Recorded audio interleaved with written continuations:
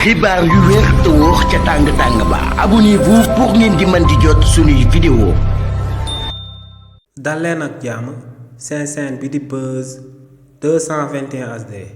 kii di Soya Thiam dekku personnalité publique bu kenn dootu présenté ci réew mii di Sénégal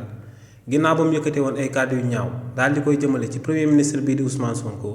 te li ni mel sax boobu ñu daal di koy téye daal di koy tëj ci kaso bi ginnaaw ba juge bi nga xam ne moom lañ daal di dénk dossier bi daal di koy may akub liberté provisoire ñetti mbir moom moo sabab kii di Soya Diagne ba tey mu daal di des ci kaso ba bañ a mën a daal di génn jëmale ko ci liberté provisoire boobee ñu ko daal di may si li ni mel mbir mi si daal di jiitu moom mooy que ne ginnaaw ba juge bu ñu dénk dossier bi daal di koy may akub liberté provisoire procureur de la république dafa daal di sàkku ngir ñu daal di neenal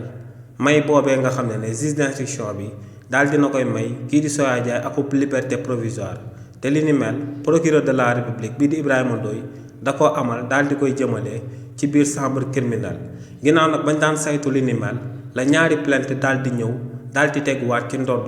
kookee di Soya Diagne te ñaari mbir yooyee yépp ay coowal escroquerie yi nga xam ne kii di Soya Diagne da ko daal di amal jëmale ko ci ay jëmm sénégalais la ku si daal di jiitu njëkk daal di porter plainte kii di Soya Diagne dafa daal di wax que ne dafa daal di lebal kii di Soya Diagne lu ci lu tolloog 400 carton café waaye ne ba gannaaw suba kookee di Soya Diagne da ko doon dawloo mais li ni mel nag moom moo sabab mu daal di profiter ci occasion bi ñu ko daal di teg loxo ci réewu Sénégal daal di koy porter plainte waaye tamit keneen ki nga xam ne moom moo daal di porter plainte kii di Soya Diagne beneen sénégalais la jëmale ko ci akub reliquat bu toll ci 10 millions ak lu topp si bi nga xam ne kii di Soya Diagne da coo tëddoon bañ ko koo daal di fay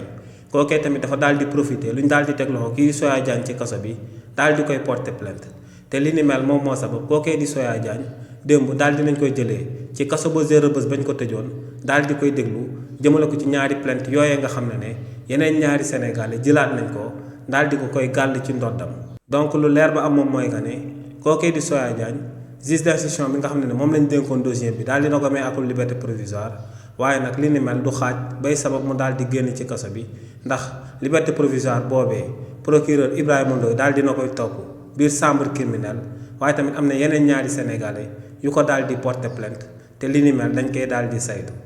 xibaar yu wér te wóor ca tàng ba abonnez-vous pour ngeen di mën di jot suñuy vidéo.